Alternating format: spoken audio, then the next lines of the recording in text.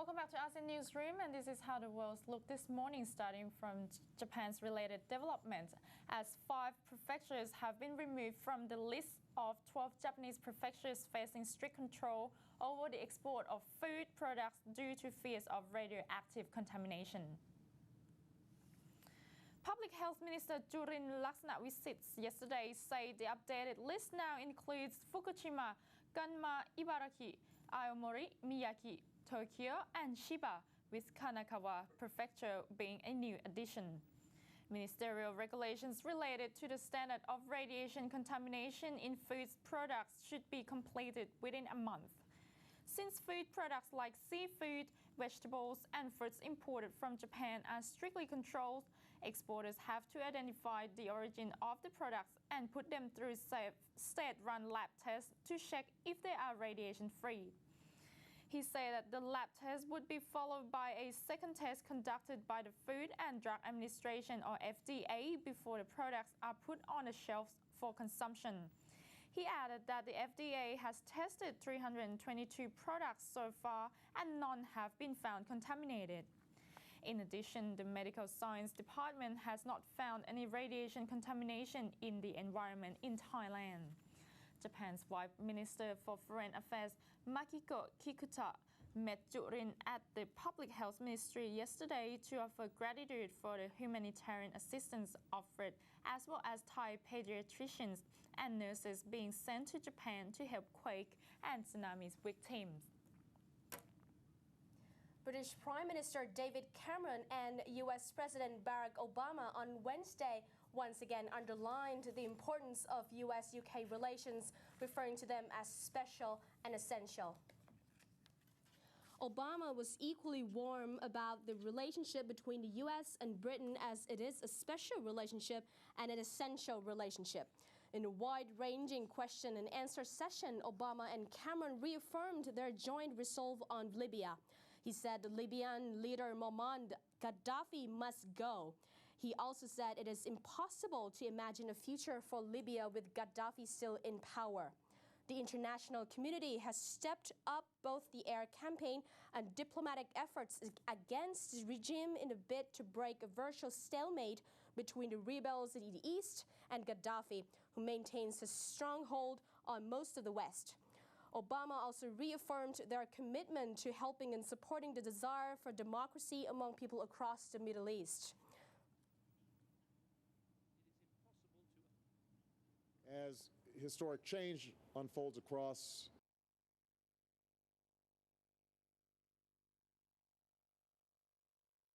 the Middle East and North Africa, we agree that the pursuit of self-determination must be driven by the peoples of the region and not imposed from the outside. But we are both committed to doing everything that we can to support peoples who reach for democracy and leaders who implement democratic reform.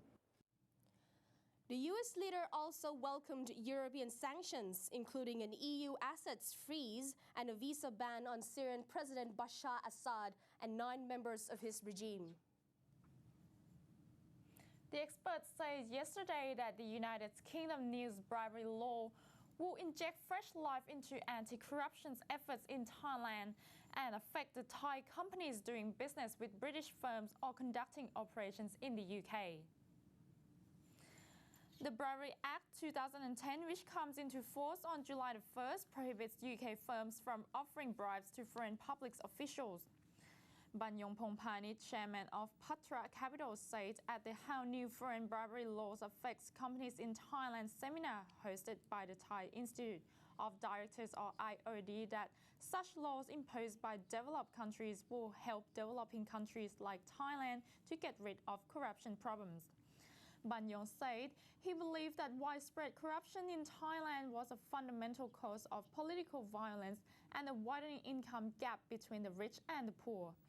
He said, however, while the United States, the UK and Germany have anti-corruption laws prohibiting their firms from offering bribes to foreign politicians and officials, other major countries have not yet made similar moves. He added that of the 500 Thai listed companies, Only 47 have joined the anti-corruption campaign initiated by the IOD and the Thai Chamber of Commerce. Most Thai firms believe that if they do business without offering bribes to politicians and officials, they would not survive for long. President Hugo Chávez's government has condemned U.S. sanctions imposed on Venezuela's state oil company for doing business with Iran. Ministers say they're evaluating what consequences the measures might have on fuel shipments. Yet, oil industry analysts said the sanctions probably won't significantly cut into the business of Petróleos de Venezuela S.A. or PDVSA because Washington is not preventing it from selling crude oil to the U.S., nor through Citgo, its subsidiary in the United States. President Barack Obama's administration slapped sanctions on 7 foreign companies, including PDVSA, for doing business with Iran that helps fund its nuclear program. The State Department said PDVSA delivered at least 2 cargoes of refined petroleum products worth about $50 million to Iran between December 2010 and March 2011. Venezuelan Foreign Minister Nicolas Maduro told reporters that Venezuela is considering the possibility of denouncing the sanctions before the United Nations. He said the government's relationship with Iran is purely peaceful and that Venezuela intends to continue strengthening ties with the Iranian government.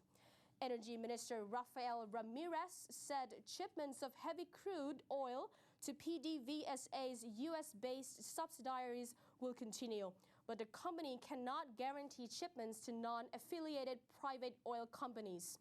Ramirez said Chávez's government is analyzing the possible impact of the sanctions on the nation's crude oil industry. Under the sanctions, PDVSA will be barred from any U.S. government contracts, U.S. import-export financing, and export licenses for sensitive technology. But it will not ban from selling oil to the United States or affect any of its American subsidiaries. The United States remains the top buyer of Venezuelan oil despite political tensions between Chávez and officials in Washington. Under Chávez, PDVSA has sought to diversify its clientele, exporting more to China and other countries. Ministry of Commerce have organized the Thai Festival of Food Asia 2011, which aims to stimulate food exports and expecting growth by 10%. Caretaker Commerce Minister Phontiwa Nakasai said Thai Festival of Food Asia is held to partly stimulate Thai food exports. An exhibition is held from 25th to 29th of this month at Impact Exhibition Center, Mueang Thong Thani. The event is divided into 2 parts, which the first 3 days are dedicated to business trade and the last 2 days are open for public. Meanwhile, Ministry of Commerce believes that food industry is playing an important role in driving Thai economy, and now global demands on food tend to increase in ASEAN, Chinese, Indian, and Russian market. During the past 3 months, Thailand export foods worth over $6 billion, meaning growth increased by 18.66%. It is expected that Thai food export will grow by up to 10% or valued at over $23 billion during the whole year because Thailand is ready in production capacity and materials which are enough for both domestic and international demands. Moreover, the exhibition covers food catering and food technology both locally and internationally, and the amount of foreign traders from Brunei, China, Burma, South Korea, Mexico, and Italy will increase by 15%. It is estimated that 93,000 visitors, including exporters and entrepreneurs, will attend the events, generating over 3 billion baht.